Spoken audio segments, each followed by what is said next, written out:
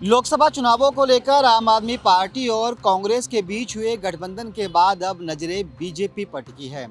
दिल्ली की 7 लोकसभा सीटों को लेकर आप और कांग्रेस के बीच गठबंधन हुआ, जिसके बाद अब भारतीय जनता पार्टी हर सीट को लेकर फूंक फूंक कर कदम रख रही है।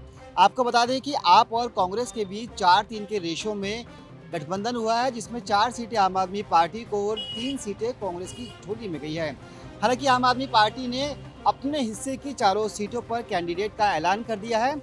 आपको बता दें कि पूर्वी दिल्ली से कुलदीप कुमार, दक्षिणी दिल्ली से सहीराम पहलवान, नई दिल्ली से सोमनाथ भारती और पश्चिमी दिल्ली से महाबल मिश्रा को आपने अपना उम्मीदवार बनाया है।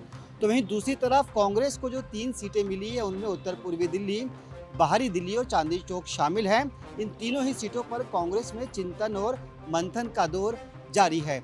अब आते हैं भाजपा की तरफ। आपको बता दें कि दिल्ली में 7 सीटों पर फिलहाल भाजपा का कब्जा है। ऐसे में भारतीय जनता पार्टी अपनी हर सीट पर फूंक फूंक कर कदम रख रही है। खुद केंद्रीय नेतृत्व दिल्ली की 7 सीटों को जीतने के लिए एड़ी चोटी का जोर लगा रहा है। ऐसे में केंद्रीय नेतृत्व और जो चुनाव समिति है, हर नाम पर गहनता से विचार कर रही है। हर चेहरे को जांचा परखा जा रहा है।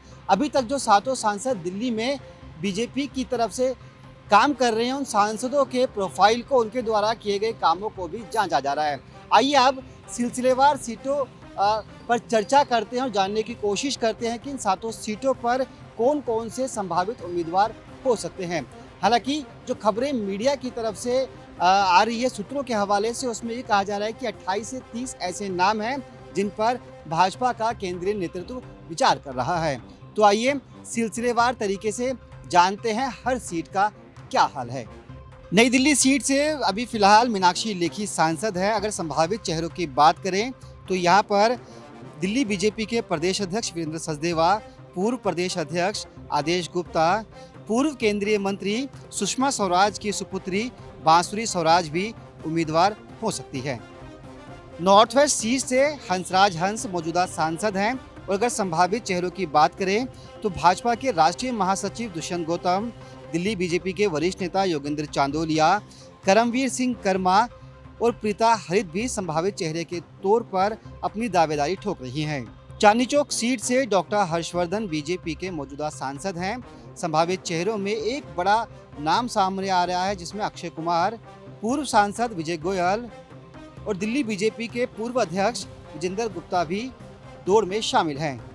अब बात करते हैं पश्चिमी दिल्ली सीट की। यहाँ पर मौजूदा सांसद प्रवेश वर्मा हैं, जबकि संभावित चेहरों में मनजिंदर सिंह सिरसा और कमलजीत शेरावत का नाम भी सामने आ रहा है। अब आते हैं उत्तर पूर्वी दिल्ली सीट की तरफ। यहाँ पर मनोज तिवारी फिलहाल बीजेपी के सांसद हैं और संभावित चेहरों में स्थानीय विधायक मोहन सिंह बिष्ट, अजय महावर और देश के मशहूर कवि कुमार विश्वास का नाम भी सामने आ रहा है। अब चलते हैं दक्षिण दिल्ली की ओर। यहाँ पर रमेश विधुड़ी फिलहाल बीजेपी के सांसद हैं और यहाँ पर संभावित चेहरों में रामवीर सिंह विधुड़ी और ब्रह्म सिंह तंवर का नाम भी शामिल है। अब आखिर में बात करते हैं पूर्वी दिल्ली की। गौतम गंभीर यहाँ से बीजेपी के सांसद हैं, जबकि संभावित चेहरों में film star Akshay Kumar, Delhi BJP महामंत्री हर्ष मल्होत्रा और कुलजीत सिंह चहल का नाम भी सामने आ रहा है। ये वो नाम हैं जो कि संभावित चेहरों की दौड़ में सबसे आगे हैं। हालांकि आने वाले दिनों में ये लिस्ट घट और बढ़ भी सकती है। आपको बता दें कि बीजेपी के केंद्रीय कार्यालय में इन दिनों देश भर के संभावित उम्मीदवारों को लेकर चर्चा जोरों पर, और खास तौर पर दिल्ली की जो 7 सीटें हैं उनको लेकर बीजेपी इस बार काफ़ी गंभीर नजर आ रही है, क्योंकि दिल्ली के अंदर आम आदमी पार्टी और कांग्रेस के बीच जो अलायंस हुआ है, उसके बाद भारतीय जनता पार्टी किसी भी सीट को लेकर कोई रिस्क नहीं लेना चाहती। खबर यह भी है कि मौजूदा 7 सांसदों में से लगभग 2 से 3 सांसदों की टिकट भी कट सकती है। हालांकि बीजेपी फिलहाल कांग्रेस की लिस्ट पर भी नज़र बनाए हुए है। चूंकि आम आदमी पार्टी ने अपने 4 उम्मीदवारों का ऐलान कर दिया है, तो दूसरी तरफ कांग्रेस की तरफ से अभी किसी भी उम्मीदवार का ऐलान नहीं किया है। ऐसे में खबर ये भी है कि भाजपा कांग्रेस की भी लिस्ट आ जाने के बाद ही अपनी लिस्ट जारी करेगी। उम्मीद यही है कि मार्च के पहले सप्ताह में भाजपा की तरफ से दिल्ली को लेकर एक सूची जारी हो सकती है। फिलहाल इस पेशकश में इतना ही। मुझे दीजिए इजाजत। नमस्कार।